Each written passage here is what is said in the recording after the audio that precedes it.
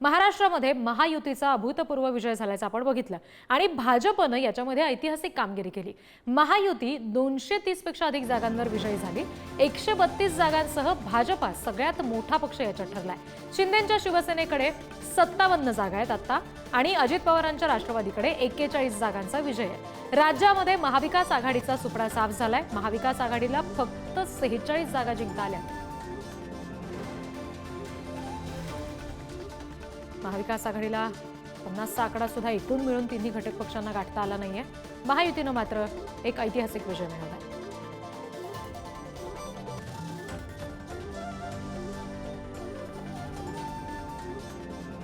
तर हा जो काही निकाल आपल्या हाती आलेला आहे महाराष्ट्राचा महानिकाल, त्या संदर्भातले काही तपशील आपण जाणून घेणार आहोत ग्राफिक्सच्या माध्यमातून। गेम चेंजर नेमका चमत्कार काय होता बघितलं। मुंबईच्या 36 जागांमधला हा निकाल आहे। भाजपकडे 16 जागा आहेत, एकनाथ शिंदे यांच्याकडे 7, त्याच्यानंतर उद्धव ठाकरेंकडे 9 आणि काँग्रेसकडे 2 अशा पद्धतीच्या या जागा आहेत। याच्यानंतर मुंबईतल्या 36 जागांचा जर विचार केला तर महाविकास आघाडीकडे 12 जागा आणि महायुतीकडे 23 जागा पाहायला मिळाल्या।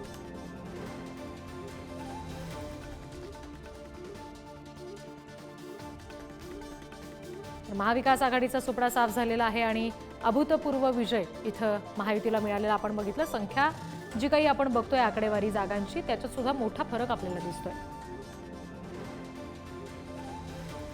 आणखी तपशील घेणार आहोत प्रतिनिधी पंकज दळवी यांच्याकडून। पंकज, मुंबईमध्ये विशेषतः पुन्हा एकदा महाविकास आघाडीला हा धक्का बसलेला आपण बघतोय। काय नेमकी याची समीकरणं होती, काय गणितं होती महायुतीला इतका मोठा विजय मिळण्यामागे मुंबईसारख्या क्षेत्रात? नक्कीच नेहमी मुंबई कोणाची हा एक मोठा प्रश्न असतो। उद्धव ठाकरे यांच्या शिवसेनेकडून मुंबईवरती आपलं वर्चस्वाचा दावा केला तर मुंबईतल्या 9 जागा उद्धव ठाकरेंच्या सेनेला मिळाल्यात, मात्र भाजपला तब्बल 16 जागा मिळालेल्या आहेत। त्यासोबत एकनाथ शिंदेच्या शिवसेनेला 6 जागा मिळालेल्या आहेत। त्यामुळे निर्विवादपणे मुंबईवरती महायुतीचं वर्चस्व जे आहे ते दिसून आलंय। मुंबईवरती वर्चस्व करताना कुठेतरी कमळ फॅक्टर किंवा महायुती हा महत्वाचा ठरल्याचं अनेक ठिकाणी दिसून येतोय। अनेक ठिकाणी उमेदवार हे लोकांच्या पसंतीचे नसले तरी कमळ फॅक्टर किंवा महायुती फॅक्टर हे तिथे दिसून आलं। त्यामुळे उमेदवारापेक्षा महायुतीला किंवा कमळाला किंवा त्याच्या सोबत असलेल्या पक्षांना मतदान करण्यावरती कल दिसून आला आणि निश्चितच महत्वाची राजकीय दृष्ट्या नोंद घेण्यासारखी बाब म्हणावी लागेल, कारण येणाऱ्या काही दिवसात मुंबई महानगरपालिकेच्या निवडणुका ज्या आहेत त्या जाहीर होण्याची शक्यता आहे। त्यामुळे ही बाब अत्यंत महत्वाची आहे। मुंबईकरांनी महायुतीवरती पूर्णपणे विश्वास जो आहे तो दाखवलेला आहे। अर्थात याचं राजकीय विश्लेषण काय असेल, का लोकांनी विश्वास दाखवला, उद्धव ठाकरे हे महायुतीची गणितं जे सांगितली जात होती त्याला काउंटर करण्यात कमी पडले का, या सगळ्या गोष्टी याच्यामध्ये महत्वाच्या आहेत। जी निश्चित, धन्यवाद पंकज दिलेल्या सगळ्या तपशिलांसाठी। तर मुंबईतली ही आकडेवारी बघितल्यानंतर आता पश्चिम महाराष्ट्रामध्ये कशी कामगिरी महाविकास आघाडी आणि महायुतीनं केली आहे ते सुद्धा आपण बघणार आहोत। ग्राफिक्सच्या माध्यमातून ही सुद्धा आकडेवारी आपण समजून घेऊयात। पश्चिम महाराष्ट्रातली आकडेवारी: भाजप 24, शिंदेंची शिवसेना 7, अजित पवारांची राष्ट्रवादी 11। तर इकडे महाविकास आघाडीमध्ये बघायचं झालं तर ठाकरेंच्या शिवसेनेला 2, शरद पवारांच्या राष्ट्रवादीला 3 आणि काँग्रेसला 1 अशा पश्चिम महाराष्ट्रातल्या 58 जागांपैकी ही सगळी आकडेवारी विजयाची आपण बघितली। या सगळ्या संदर्भात आपण आता अजून एक आकडेवारी बघूयात, ती म्हणजे महाविकास आघाडीकडे एकूण 13 आणि महायुतीकडे पुन्हा एकदा मोठा आकडा 42 जागा पश्चिम महाराष्ट्रातल्या 58 पैकी गेलेल्या आपण बघितलेल्या आहेत। कालचा जो महानिकाल हाती आला त्यातली ही सगळी आकडेवारी आहे। आणखी तपशील आपण घेणार आहोत, प्रतिनिधी शेखर पाटील आपल्याशी जोडले गेलेले आहेत त्यांच्याकडून। शेखर, पश्चिम महाराष्ट्रामध्ये आपण ही आकडेवारी नुकताच बघितली, पुन्हा एकदा महायुतीला एक मोठी संख्या मिळताना दिसते। 58 पैकी थेट 42 जागा महायुतीकडे आहेत। रिद्धी, पश्चिम महाराष्ट्र विशेष करून महाविकास आघाडी अर्थातच काँग्रेस आणि राष्ट्रवादीचा बालेकिल्ला यापूर्वीपासूनच राहिलेला होता। मात्र गतवेळची निवडणूक असू दे आणि आता तर अगदीच सुपडा साफ जो आहे तो या दोन्ही पक्षांचा त्या ठिकाणी केल्याचं पाहायला मिळतं। शिवसेनेला देखील जसं हवं तसं अपेक्षित यशही त्या ठिकाणी मिळालेलं नाही। एकूणच महाराष्ट्रात देखील तीच परिस्थिती राहिलेली आहे। आपण जर बघितलं तर कोल्हापूर असू दे, सांगली असू दे, सातारा आणि सोलापूर या चारही जिल्ह्यांमध्ये महत्त्वाचं आपण बघितलं तर त्या ठिकाणी काँग्रेस आणि राष्ट्रवादी तळागाळापर्यंत पोहोचलेला पक्ष जो म्हणून त्या ठिकाणी ओळख आहे. मात्र सोलापूर आणि सांगलीनं काही प्रमाणात शरद पवारांना तारलं असं म्हणावे लागेल. कारण त्या ठिकाणी त्यांच्या काही जागा निवडून आलेल्या आहेत. मात्र कोल्हापूर असू दे, सातारा असू दे या ठिकाणी महाविकास आघाडीचा अगदी सुपडासाप झालेला आहे. कोल्हापूरमधल्या 10 पैकी 10ही जागा महाविकास आघाडीनं गमावलेल्या आहेत. तर साताऱ्यामध्ये तशीच परिस्थिती आहे. सांगलीमध्ये काही प्रमाणात तशी परिस्थिती आहे आणि सोलापूरमध्ये देखील तीच परिस्थिती पाहायला मिळालेली आहे. एकूणच आपण कोल्हापूरसह महाराष्ट्राचा निकाल बघितला तर एकतर्फी निवडणुकी झाल्याचं चित्र जे आहे ते निवडणुकीच्या या आकडेवारीवरून समोर आलेलं पाहायला मिळते. त्यामुळे निश्चितच एकीकडे पश्चिम महाराष्ट्रात महाविकास आघाडी अर्थातच त्या महाविकास आघाडीमध्ये असलेले शिवसेना, राष्ट्रवादी, शरदचंद्र पवारांचा पक्ष आणि काँग्रेस यांचा बालेकिल्ला मांडला जात होता. मात्र तोच बालेकिल्ला आता पूर्णपणे महायुतीनं त्या ठिकाणी ढासळलेला आहे. महायुतीच्या ताकदीनं, सुनामीनं ढासळलेलं आहे. त्यामुळे निश्चितच आगामी काळामध्ये या संपूर्ण निकालानंतर कशा पद्धतीचं राजकारण या महाविकास आघाडीचं पश्चिम महाराष्ट्रात विशेष करून असणार आहे, हे देखील पाहणं गरजेचं आहे. रिद्धी. धन्यवाद शेखर दिलेल्या या सगळ्या तपशिलांसाठी. याच्यानंतर आपण विदर्भातली आकडेवारी कशी समोर आलेली आहे महाराष्ट्राच्या महानिकालातली ती जाणून घेणार आहोत. कुठल्या पक्षाला नेमक्या किती जागा मिळाल्यात आपण बघूयात. विदर्भामध्ये 37 जागा आहेत भाजपकडे, 5 जागा आहेत शिंदेंच्या शिवसेनेकडे आणि 5 जागा आहेत अजित पवारांच्या राष्ट्रवादीकडे. विदर्भातल्या 62 जागांपैकी सगळ्यात जास्त जागा भाजपकडे आहेत. आपण बघतोय 37 जागा भाजपला मिळाल्यात. महाविकास आघाडीकडे एकूण 15, महायुतीकडे 46 अशी ही आकडेवारी आहे. पुन्हा एकदा 62 एकूण जागा विदर्भातल्या आणि त्यातली सगळ्यात जास्त मोठी आकडेवारी पुन्हा एकदा महायुतीकडे गेल्याचं आपण बघतोय.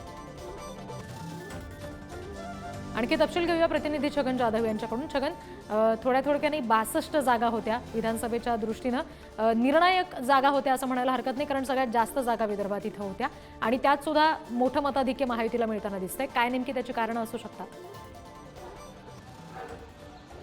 नक्कीच एकतर्फी जो निकाल आहे तो सातत्याने बोलला जातोय की एकतर्फी निकाल लागलेला आहे. तसाच काहीसा विदर्भामध्ये देखील चित्र पाहायला मिळालेलं आहे. कारण महायुतीला सर्वाधिक म्हणजे 1/3 जागा विदर्भातल्या या महायुतीकडे आहेत.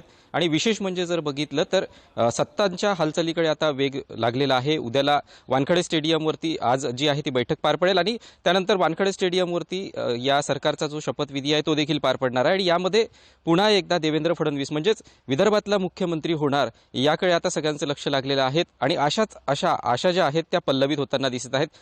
एकीकडे जर काँग्रेसचा बालेकिल्ला म्हणून वर्धा जिल्ह्याला मांडलं जात होतं, त्या वर्धा जिल्ह्यांमध्ये 4ही जागा ज्या आहेत त्या महायुतीला मिळालेल्या आहेत. म्हणजेच वर्धा आणि अमरावती या 2 जिल्ह्यातलं चित्र जर बघितलं तर महायुतीला घवघवीत यश मिळालेलं आहे.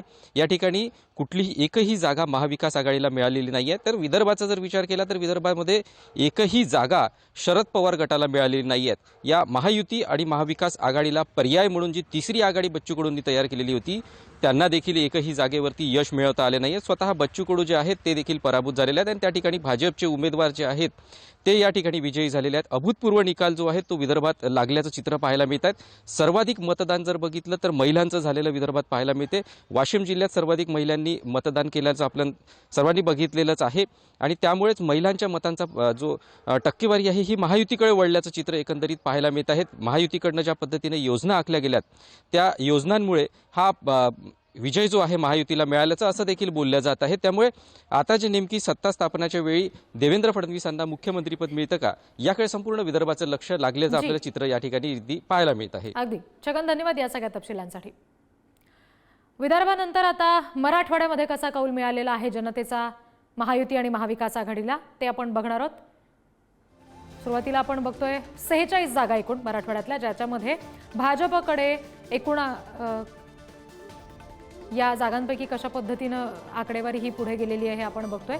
मोठा पुन्हा एकदा कल हा महायुतीकडे बघायला मिळालेला आहे. मराठवाड्यातल्या जनतेनं सुद्धा 46 पैकी 37 जागा महायुतीला दिल्यात, 8 जागा महाविकास आघाडीला दिल्यात.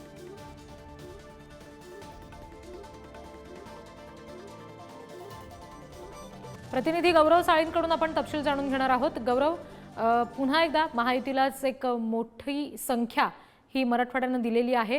कुठले नेमके इथे परिणामकारक फॅक्टर ठरलेत असं म्हणता येईल महायुतीच्या या जास्त जागा जिंकण्याच्या मागे? अगदी खऱ्या रीती आपण जर पाहायला गेलं तर काल विधानसभा निवडणुकीचे निकाल हाती आलेले आहेत आणि यामध्ये मराठवाड्यामध्ये महायुतीला मोठा चांगला फायदा झाल्याचं पाहायला मिळत आहे. आपण जर पाहायला गेलं तर मराठवाड्यामध्ये महायुतीच्या तब्बल 37 जागा आलेल्या आहेत आणि 46 जागांपैकी फक्त 8 जागा ज्या आहेत ते महाविकास आघाडीला प्राप्त झालेल्या आहेत. आपण जर पाहायला गेलं तर मराठवाडा ही तीच भूमी आहे ज्या ठिकाणी मनोज जरंगे यांनी आपलं आमरण उपोषण आंदोलन सुरू केलं होतं. जालना जिल्ह्याच्या घनसावंगी मतदारसंघातील अंतरवाली सराटी या ठिकाणी त्यांनी आपलं आंदोलन चालू केलं होतं. मात्र मनोज जरंगे फॅक्टर हा लोकसभेप्रमाणे विधानसभा निवडणुकीत प्रभावशाली ठरेल असं प्रत्येकाचं मत होतं. मात्र जरंगे फॅक्टर हा विधानसभा निवडणुकीत इतका प्रभावशाली ठरलं नसल्याचं पाहायला मिळत आहे. आपण जर पाहायला गेलं तर महायुती सरकारने राबवलेली लाडकी बहीण योजना असेल किंवा मग बटेंगे तो कटेंगे दिलेलं नारा असेल किंवा मग एक हे तो सेफे या जे नारे महायुतीकडून देण्यात आले होते त्यामुळे मराठवाड्यामध्ये महायुतीला चांगलं एक गवगवीत यश संपादित झाल्याचं पाहायला मिळत आहे आणि महाविकास आघाडीला त्या तितक्याच प्रमाणे पराभवाचा सामना करावा लागत आहे. जर बोलायचं झालं तर जालना जिल्ह्यामध्ये 5 विधानसभा मतदारसंघ येतात आणि या 5ही विधानसभा मतदारसंघांमध्ये महायुतीने आपला बोलबाला जो आहे तो कायम ठेवल्याचं पाहायला मिळत आहे. इतकंच नव्हे तर मनोज जरंगे पाटील यांचं ज्या ठिकाणी आंदोलन सुरू आहे त्या ठिकाणी 25 वर्षापासून आमदार असलेले राजेश टोपे यांना देखील या पराभवाचा सामना करावा लागत आहे. एकूणच मराठवाड्यामध्ये महायुतीला चांगलं घवघवीत यश संपादित झाल्याचं पाहायला मिळत आहे. रिती जी गौरव, धन्यवाद दिलेल्या सगळ्या माहितीसाठी. याच्यानंतर आपण उत्तर महाराष्ट्रामधील नेमकी काय आकडेवारी महानिकालाची हाती आलेली आहे ती जाणून घेणार आहोत. उत्तर महाराष्ट्रामध्ये सुद्धा महायुती आणि महाविकास आघाडी यांच्यामध्ये जी काही टक्कर पाहायला मिळाली, काही परिणामकारक मुद्दे पाहायला मिळाले, त्या दृष्टीनं नेमकं कशा पद्धतीनं आता आकडेवारी समोर आलेली आपण बघतोय. एकूण 47 जागा उत्तर महाराष्ट्रातल्या, ज्यातल्या 40 जागा जवळपास महायुतीला आलेल्या आहेत आणि महाविकास आघाडीकडे 3 जागा आहेत. त्याच्यामुळे त्यांच्या दृष्टीनं पुन्हा एकदा आपण बघतोय की सगळ्यात जास्त जागा महायुतीकडे आहेत. आणखी तपशील घेणार आहोत प्रतिनिधी सचिन गोसावी यांच्याकडून. सचिन, काय नेमकी कारणं उत्तर महाराष्ट्राच्या महायुतीतल्या या विजयामागं सांगता येतील? इतक्या मोठ्या संख्येनं ही जीत किंवा ही इतकी मतं महायुतीला लोकांनी दिली आहेत?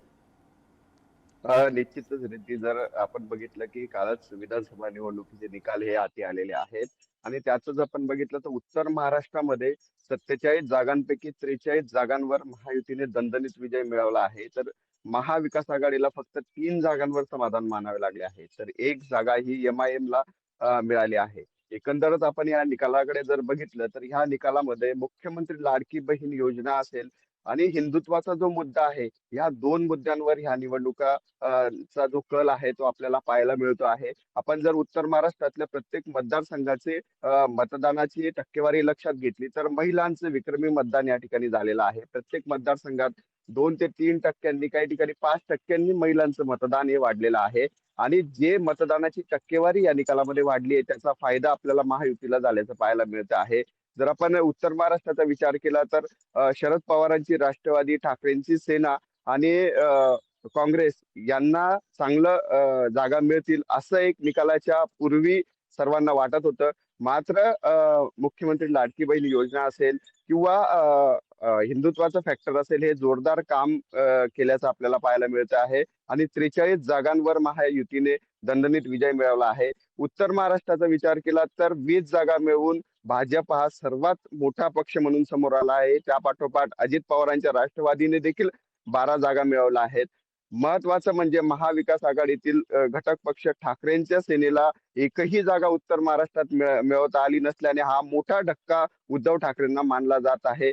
आपण जर एकंदरच निकालांवर नजर टाकली तर हे एक चित्र आपल्याला समोर येताना पाहायला मिळत आहे. लोकसभेचा जर आपण विचार केला तर उत्तर महाराष्ट्रामध्ये फक्त महायुतीला 2च जागा मिळाल्या होत्या आणि संपूर्ण जागा या महाविकास आघाडीला मिळाल्या होत्या. लोकसभेचा जो निकाल होता त्याचा परिणाम हा विधानसभेच्या निकालावर होईल असं एक चित्र होतं. मात्र ते कुठेही आपल्याला पाहायला मिळालं नाहीये. विधानसभेमध्ये महायुतीचाच बोलबाला आपल्याला उत्तर महाराष्ट्रात पाहायला मिळतो आहे आणि जे भाजपचे जे नेते असतील किंवा महाविकास आघाडीचे जे नेते असतील यांनी अनेक सभा या ठिकाणी घेतल्या होत्या.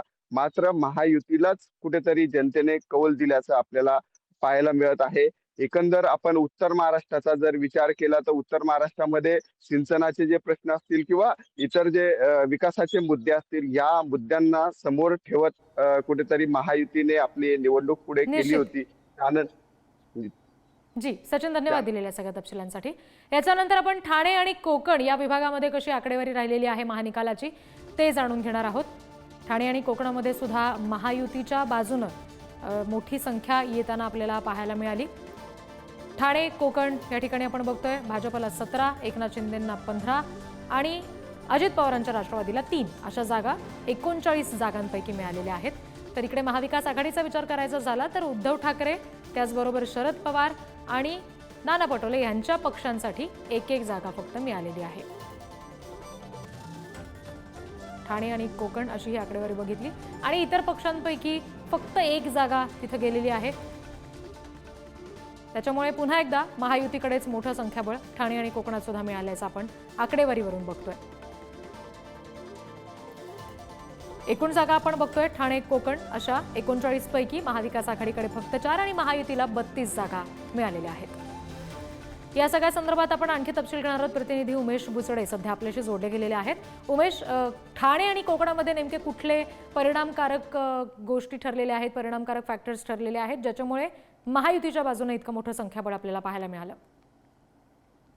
तर सध्या आपण पाहिलं की ठाणे असेल, रायगड असेल, रत्नागिरी असेल, सिंधुदुर्ग असेल, कोकण पट्टा जर बघितला तर महायुतीला बहुमत मिळालेलं आहे. केवळ 1 जागा ही रत्नागिरीतील म्हणजे गुहागरमध्ये जे भास्कर जाधव आहेत त्यांना मिळालेली आहे आणि ती पण काही मतांनी काही हजाराच्या मतांनी मिळालेली आहे. आणि पूर्ण बघितलं तर रायगडमध्ये 7 ही जागावर महाविकास आघाडीचा विजय झालेला आहे.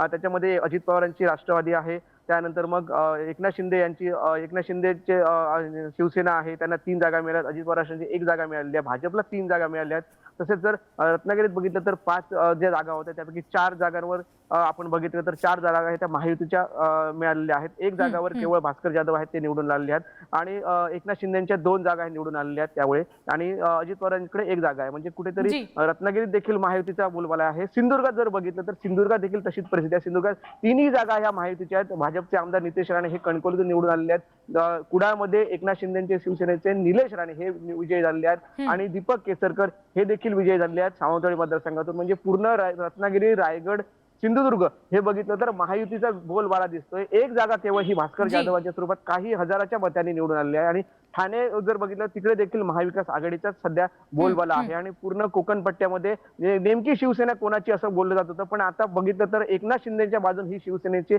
सगळे शिवसैनिक उभे राहताना आपल्याला दिसत आहेत. निश्चित. उमेश, धन्यवाद या सगळ्या सविस्तर तपशिलांसाठी.